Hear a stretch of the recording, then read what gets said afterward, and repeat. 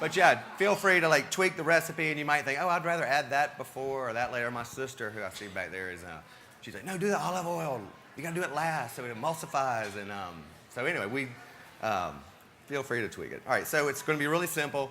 We're gonna have a lemon and some vinegar on it to kind of start working the meat, even start to cook it, and then we're gonna do a mustard, olive oil, and honey emulsion. Marinade. Yeah, glaze. and we're gonna stir it all together, pour it over the salmon.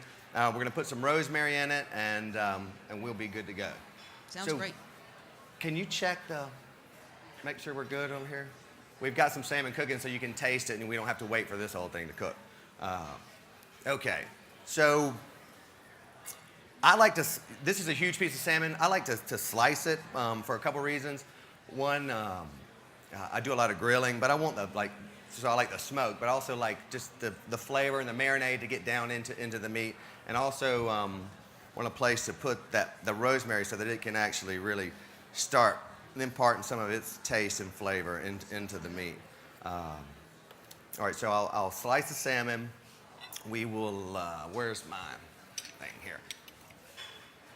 This is a big piece of salmon. So I wish I had like a big bowl to put the lemon over it, but we're gonna work with what we've got. So I do about 2 tablespoons per pound, okay? Again, nothing magic about that. And this is about 4 pounds of salmon. So there's a few. 3.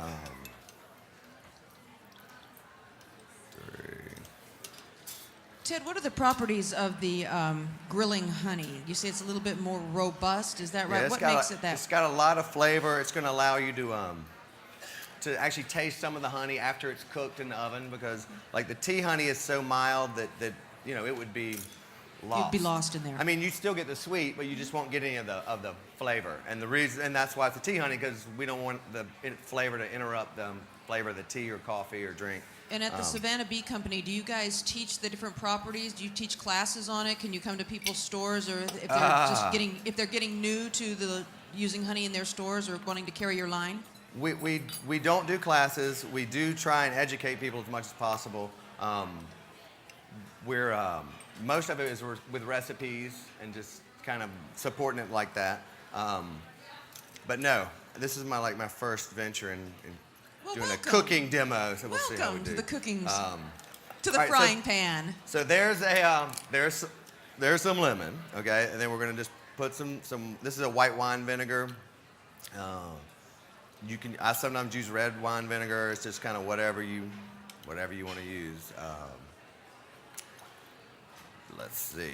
Can I go ahead and pass a couple of these your bottles around just so people can kind of get a look at it? Yeah, please do that. Sure. Please do that. And then see what they've got over there at the Savannah Bee Company? Okay, perfect. So you're going to get to eat and try some of this as we're making it. Yeah. All right, so there's the this is what they're saying. the lemon and the vinegar. So I'm just going to try and pour it over here just to get it kind of started, okay? And then we're going to end up mixing everything together. The mustard and the honey and the olive oil with that in just a few minutes. Okay, so honey is, it's real sticky. How do you get it to work? If you can warm honey up, every 26 degrees, honey will either have double or half in viscosity.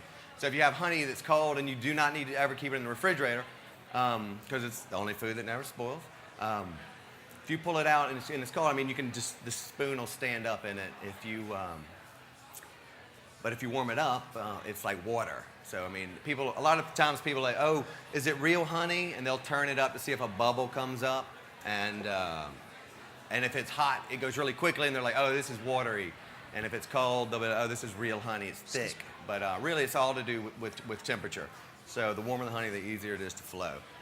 And so in order to liquefy the honey, we're gonna warm it up over a low flame with the olive oil and the mustard. Okay, so moving on to that aspect of it, we're going to put it's sort of about 2 teaspoons of mustard per pound. I love mustard, and Dijon mustard, and we have this from the French farm. She was kind enough to give us that. I'm going but to you could pass use around this to this. This is the no drip honey pump that you guys have right. developed. So too. that's Let's what we go sell take a look at separately to go in these bottles. There you go. That makes it easy. All right, so then the honey, because this is such a big piece of salmon, I'm gonna have to use the big pump to get the honey out instead of the little guy. Otherwise, we'll be here forever. One little trick, which is kind of nice, is you can put the olive oil in the spoon first, and then when you put the honey in, it slides right off. So you can, and that way the honey's not stuck in there. So it's kind of nice. And then I'm gonna do about a heaping tablespoon of honey per pound of fish. Okay. Are there here any we health go. benefits, Ted, to using honey over sugar and? Well, absolutely.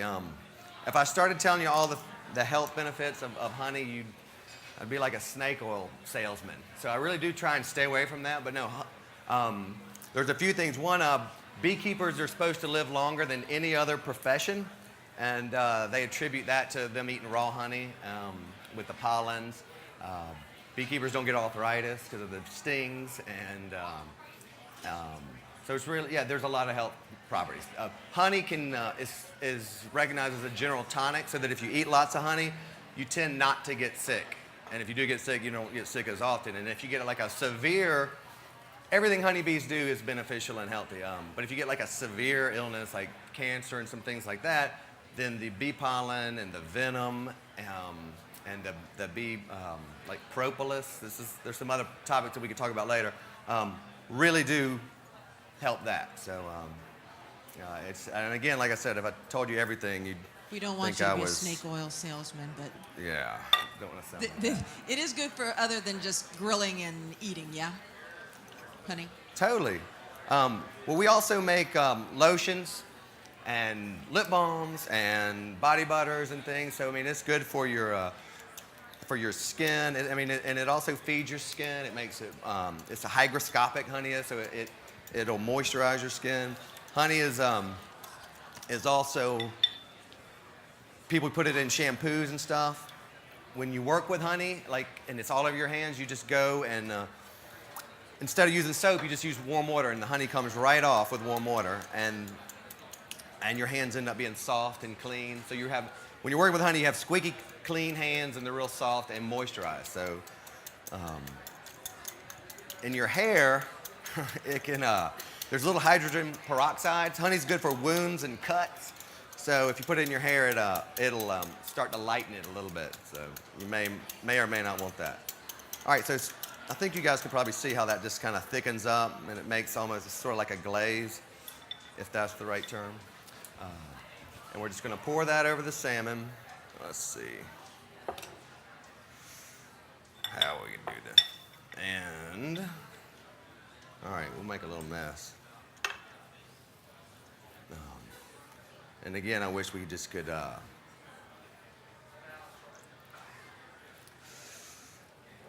put it in a big old pan. All right, so we'll do that, and then I would normally let this sit for about 20 minutes or 30 minutes. I'm preferential to the grill as opposed to the oven.